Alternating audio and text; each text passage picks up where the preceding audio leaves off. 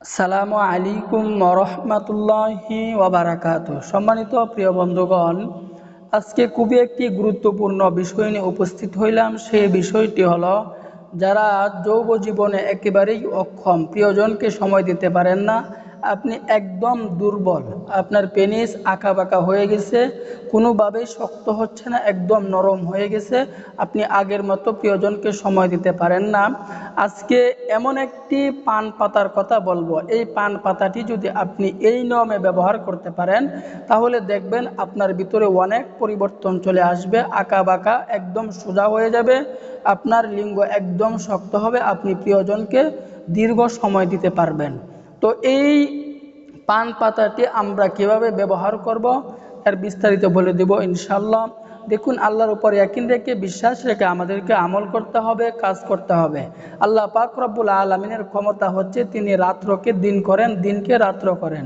আল্লাহ পাকের ক্ষমতা হচ্ছে তিনি ইব্রাহিম আলাইহি ওয়াসাল্লামকে 80 বছর পরে সন্তান দিয়েছেন, ঈসা আলাইহি ওয়াসাল্লামকে এই দুনিয়ার জমিনে পিতা ছাড়া আনছেন। আল্লাহ পাক রব্বুল আলামিন কোন বলার সাথে সাথে ফায়াকুন হয়ে যায়। এই কারণে আল্লাহ পাকের কাছে আমাদেরকে রূপ সম্পর্কে 2-4 রাকাত নফল নামাজ পড়ে আমাদেরকে চাইতেও হবে। চাওয়ার মতো যদি চাই, তাহলে অবশ্যই অবশ্যই আল্লাহ পাক রব্বুল আলামিন আমাদের রূপকে দূর করবেন। আল্লাহ পাক রব্বুল আলামিন কখনোই আমাদেরকে নৈরাশ করবেন না। আল্লাহ পাক নিজেই বলছেন যে আমার রহমত তো কি কখনোই নৈরাশ হয়ে যেও না। এই কারণে আল্লাহর উপর ইয়াকিন রেখে, বিশ্বাস রেখে আমাদেরকে আমল করতে হবে। আল্লাহ পাক রব্বুল আলামিন যদি আপনার রোগ দূর না করেন, পৃথিবীর কোনো মানুষ আপনার রোগকে দূর করতে পারবে না। এই কারণে আল্লাহর উপর ইয়াকিন রেখে, বিশ্বাস রেখে আমাদেরকে আমল করতে হবে, কাজ করতে হবে। তো আমরা কিভাবে এই বেশওয়াশটি বানাবো, কিভাবে এই বেশওয়াশটি তৈরি করব, এর বিস্তারিত বলে দিচ্ছি ইনশাল্লাহ। তো আমরা দেরি না করে মূল আলোচনায় চলে যাই। এই বেশওয়াশটি তৈরি করতে হলে আমাদেরকে 2টি উপাদান নিতে হবে। 1 নম্বর উপাদান আমাদেরকে সংগ্রহ করতে হবে একদম তারতাজা, একদম ভালো সুন্দর একটি তারতাজা পান। 2য় নম্বরে আমাদেরকে সংগ্রহ করতে হবে খাঁটি ঘি।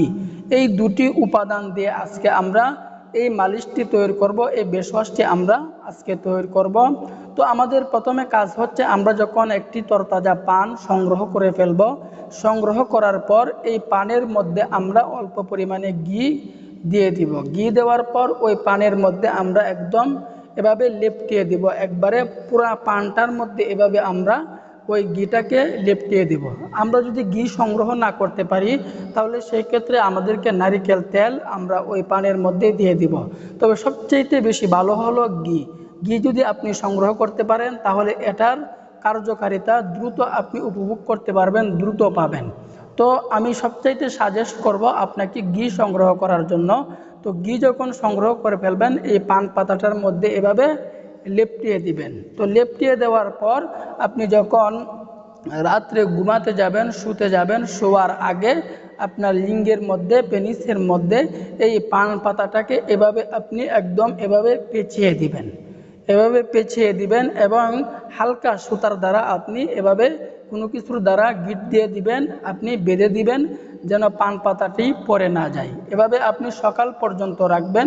এইভাবে যদি এই নিয়মে যদি এই পান পাতাটি আপনি ব্যবহার করতে পারেন, আপনার লিঙ্গ যতই নরম হোক, আপনার কয়েকদিনের ভিতরে আপনার লিঙ্গ একদম শক্ত হয়ে যাবে, প্রিয়জনকে আপনি সময় দিতে পারবেন। আমি আরেকটি কথা এই জায়গায় বলতেছি, রাত্রে যখন আপনি ওই কাজটা করবেন, তখন আপনি বাজার থেকে ছোলা বুট কিনে নিয়ে আসবেন। ছোলা বুট কিনে নিয়ে আসার পর 1 মুষ্টি পরিমাণ ছোলা বুট ওই গ্লাসের মধ্যে দিয়ে দিবেন এবং সকালবেলায় আপনি এই ছোলা বুটগুলোকে আপনি খেয়ে ফেলবেন। খোসা সহ যদি এই ছোলা বুটগুলো খেতে পারেন, তাহলে দেখবেন এটার কার্যক্রম আপনি দ্রুত পাবেন। এই কারণে আর যদি আপনি এই খোসা খেতে না পারেন, তাহলে আপনি সিলে ওই কাঁচা বুটগুলো আপনি সকালবেলায় প্রতিদিন এই নিয়মে খাবেন। দেখবেন আপনার ভিতরে অনেক পরিবর্তন চলে আসবে, আপনি অন্যকেও খাওয়ার জন্য উৎসাহিত করবেন। তো আল্লাহ পাক রব্বুল আলামিন আমাদের সকলকেই বুঝার, আমল করার তৌফিক দান করুন। আমিন।